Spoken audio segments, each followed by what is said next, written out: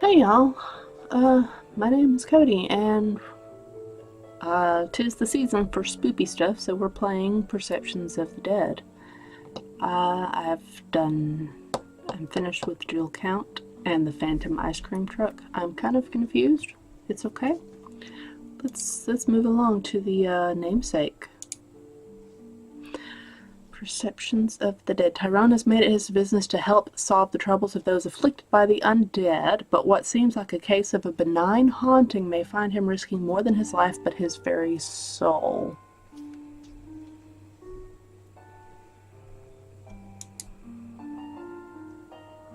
Here we go! I'll be the first to admit, there's something a little sad about watching a pirated copy of the original Star Wars trilogy. Okay. It's been out for as long as I've been alive. You'd think I'd own a legal copy by now. But really, where can you find a legal copy nowadays where Greedo shoots first? Nowhere. It's a sad fact of life. I pull another chip from the bag and munch as quietly as I can. I have the volume way down so I can hear the rest of the house easily. The crunching of the chip is almost loud enough to drown out Han's rant about the Falcon's speed. My eyes dart up to the girl on the ceiling. Hi. She's still staring, wide-eyed, her pupils dilated, and her claws clicking rhythmically at her sides while she sits watching me.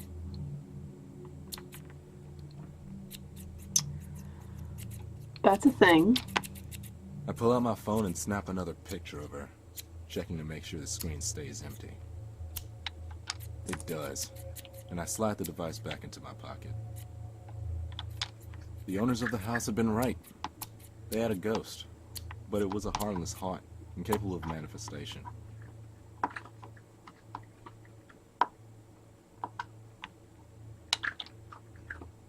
The creepiest thing she had done was stand at the end of the hallway and watch me watch TV with their amazing sound system. She clicks at me and I hush her, as though it wasn't already hard enough to hear. That's creepy. She doesn't respond, and I regret not downloading a version with subtitles. I've been here for almost a week. So far, only Little Miss Claus has shown up, and it hadn't been hard to identify her. She's the ghost of a girl who had suffered from an acute case of depression and took her own life.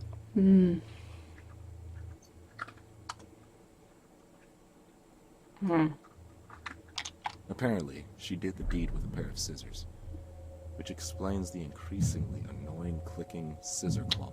Her family had sold the house after the loss of their only daughter. It eventually ended up in the hands of the current owners, the ones who had hired me. Their descriptions of the haunt had pretty much been a dead ringer of the girl. They had, of course, complained of cold spots and objects disappearing and reappearing elsewhere, but odds were high that they were misplacing their own stuff and giving themselves the chills. Same way any scary movie can. For the chills, I mean. Good old-fashioned forgetfulness explains the moving stuff. The girl keeps at her clicking. Her bloodied claws are writhing as she stares, sitting on the ceiling as though she had chosen to break a few laws, starting with gravity.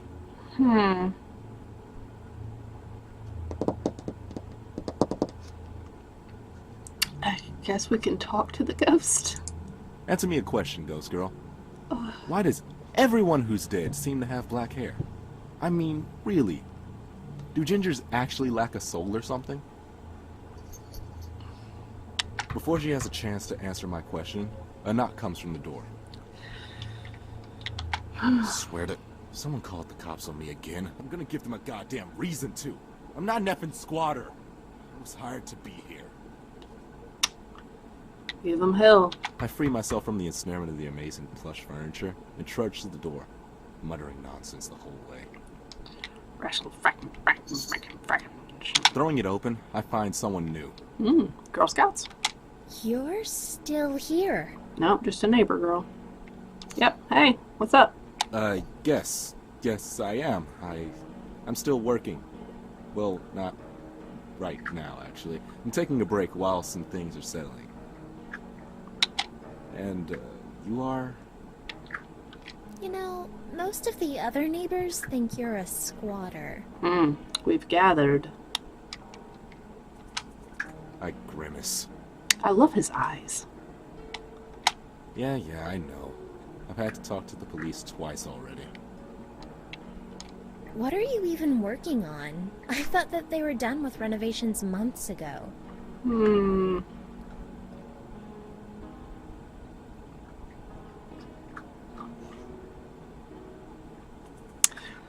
What will she do if we tell her the truth?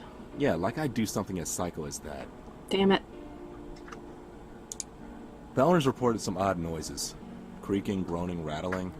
The kind of noises you don't want to be hearing in a newly renovated home.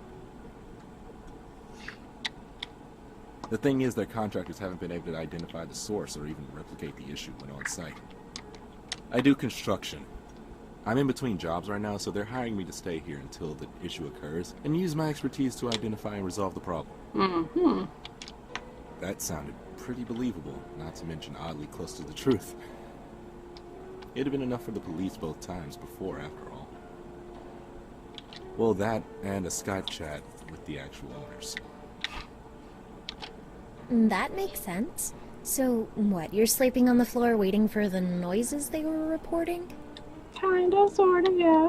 I don't have to sleep on the floor, considering it's fully furnished.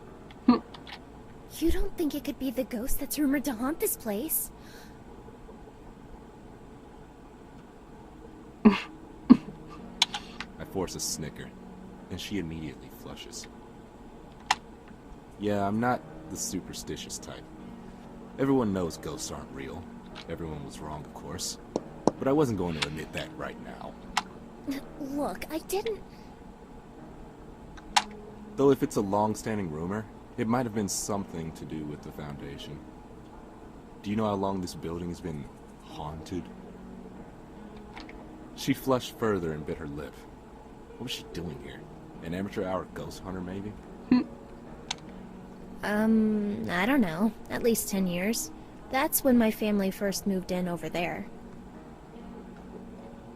She points to what was, more or less, a mansion across the street and a few houses down. Not that any of the other houses were less impressive. This was kind of a high-end neighborhood, which was a large part of the reason I had met law enforcement twice already. I suppose I'll have to go back at it again with my level. See if I can find anywhere that may hide a seam in the foundation. Do you need help? Okay, seriously, what was her deal? She wants to see the ghost. No, I've got it just fine. Oh, okay. Well, it was nice to meet you. Give me a ghost. You too, kid. Show me that ghost. She stands there watching with the eyes of a puppy as I close the door on her. I look back to the clicking ghost on the ceiling and realize that I got more heebie-jeebies from talking to that girl than I did watching movies with a ghost hanging above my head. I don't know, that ghost is pretty creepy. I nearly jump out of my skin as my phone goes off. The ringtone clearly indicates it's to my work number. Looks like I have another job after this one, Snippy.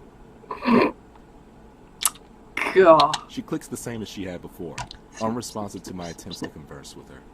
Which is a good thing. It means she's a pacifying. No need to gank her. She'll fade naturally. I answer my phone and wait for the words. There's a moment of silence. Is this the boy in the Dylan's house? What? I recognize the voice immediately. I hang up. Her knock calls not a moment after. I heard your phone ring. You answered at exactly the same time. Maybe she had gotten my number somewhere, caller ID or something in the house. Maybe she didn't realize the significance. She realizes. How did you get my number? Well, way to maintain an air of mystery. Huh? Aren't you supposed to have some line like La La Fatagan or something? No, the caller is supposed to say that. Fuck. Cool. I'm gonna stop here. Save right there. Is that all the slots I have? Great. What are these things? Oh. Weird. That's 1, 2, 3, 4. 3, 4, 5, 6. 5, 6, 7. Okay, that is weird. Whatever. Anyway, we're gonna stop here. Fuck. We're gonna stop here. Come back and see what's up with